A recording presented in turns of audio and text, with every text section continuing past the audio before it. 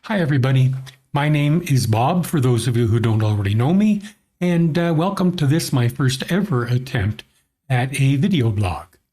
Now, the first thing you're going to learn is that I'm no videographer, but I'm hopeful that my enthusiasm about this project is going to make it worth watching. So, I guess about the sense of direction for this project, I really don't have one at the moment. The real purpose behind today is to introduce myself and tell you a bit about me. So that's the only thing I can think of to say at this point, except that I hope that I can set a future direction based on what you tell me, based on your comments and issues that you may want to hear what I think about. Although who knows why you would want that. So about me. Well, I was born in Toronto, Canada in 1946 in January. So grab your calculators. I worked there my working life and had the opportunity to do a fair bit of travel. And when it came time to consider retirement, I took a look at foreign retirement as an option.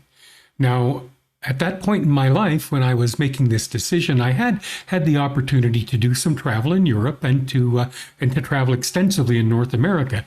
But I realized that I had never been and had wanted to go to South America. So I did a little research, a little homework. I did a little exploring and set out for Ecuador. It looked to me like it had the kind of expat community that might be interesting.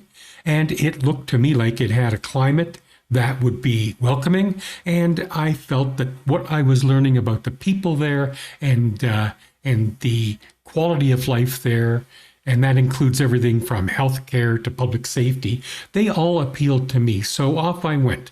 And I landed in Cuenca, Ecuador in 2013 for a brief exploratory visit. Then I came back in 2014 to check it out for a little longer visit. And around 2015, I made a commitment to set up here as best I could. Now, in 2017, I had the good fortune, I guess that's one way of looking at it, I had the luckiest break of my life when I met Dean. Dean is now my husband. We were married in July of 2019, and now we're together here in Cuenca, Ecuador. Now, to help you understand a little bit about Cuenca, I put together a brief video, and I'm going to launch right into that. Have a look at this. So I wanted to touch on some of the facts and some of the features about Cuenca, Ecuador, where I've lived for the past few years. It's brief and it's to the point, so I like to call it Cuenca in a hurry. Cuenca is the third largest city in Ecuador, and it's at an elevation of about 2,500 meters or 8,400 feet above sea level. It's home to over 500,000 people, and more than 5,000 of these are expats from around the world. It's nestled in a basin in the Andes mountain range a few hundred kilometers from the equator. In fact, the Spanish word for basin is Cuenca. It has a very laid-back Spanish feel to it. You can see it in the architecture and in the layout of the streets. Not to say that it can't really bustle. It's a busy, cosmopolitan environment here. And of course, all around lurk the Andes. It's made up of the new, the artsy, the old, the very old, and the extremely old. Think Inca. You can shop at a modern mall, and it has all the charm of its North American cousins, brand names, fast foods, and all. Or you can try one of the local mercados. Now, the mercado is where the local farmers sell their meat, dairy, fruit, and vegetable products, as well as the work of local artisans. Unlike the mall, everything is negotiable. Well, almost everything.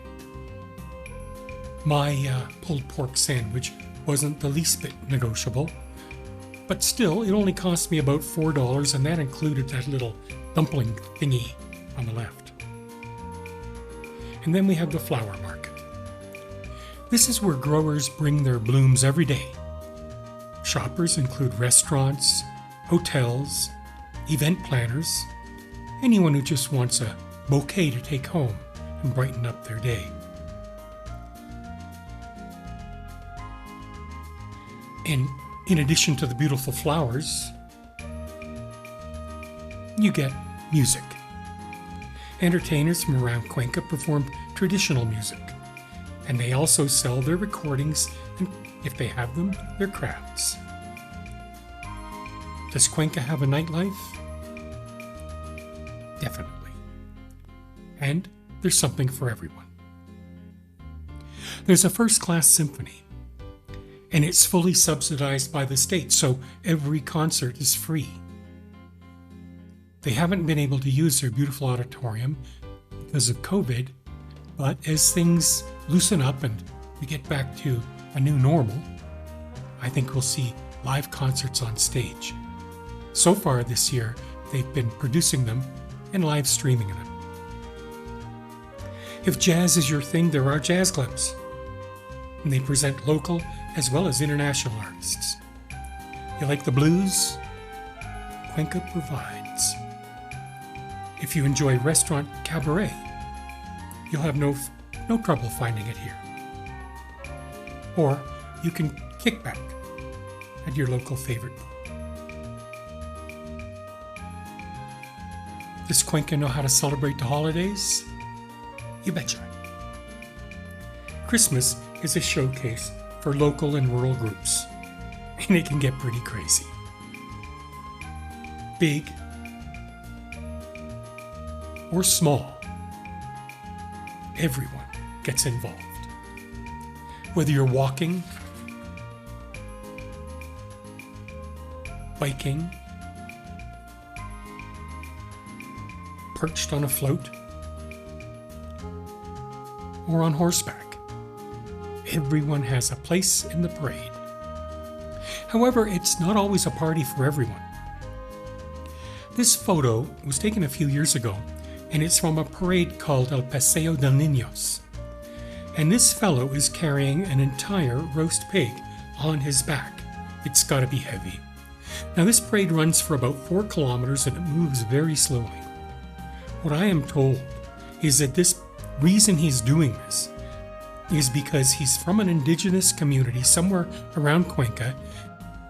He's done something to disrupt the harmony within his community, or he's disturbed the harmony in nature in some way.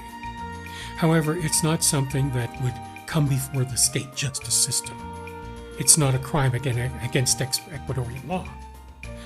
The indigenous justice system demands that the offender re-establish the balance that he has upset.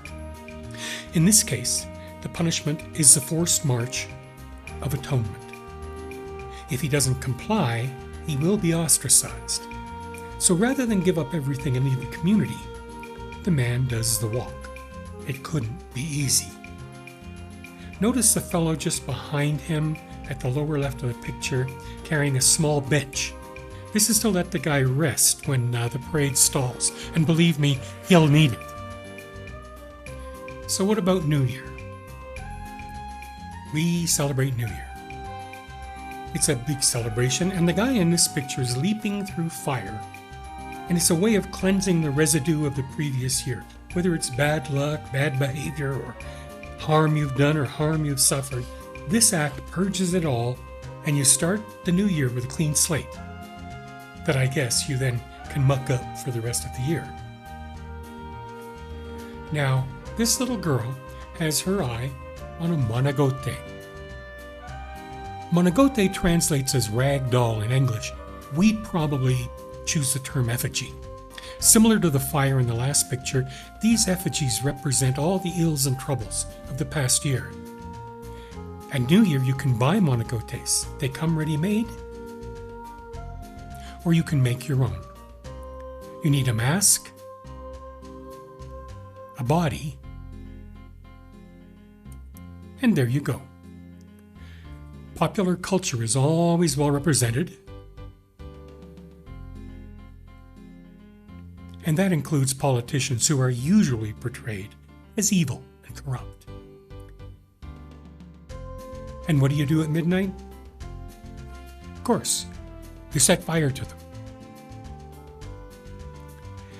And if the holidays are too stressful, what with all the parading and burning, you can do what I like to do, what I in fact did. Buy a Panama hat and relax. Now here's some homework for you. Panama hats are made in Ecuador, nowhere else. They've never been made anywhere else. So why are they called Panama hats? Look it up. And then when you've done with that, you might wish you could do as I do, which is sit back and enjoy a beautiful Cuenca sunset.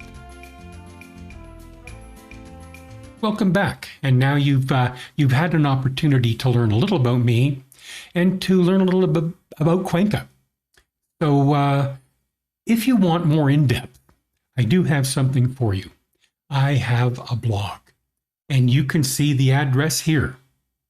And if you want to know a little bit more about the entire journey that took me from the moment of my retirement through all the decisions and all the experiences of transition to Cuenca, you can find it there if you want that in depth. If not, you might love the pictures I've taken over all the time I've been here. So go have a look, and again, feel free to let me know what you think about it. And until next time, thanks for watching.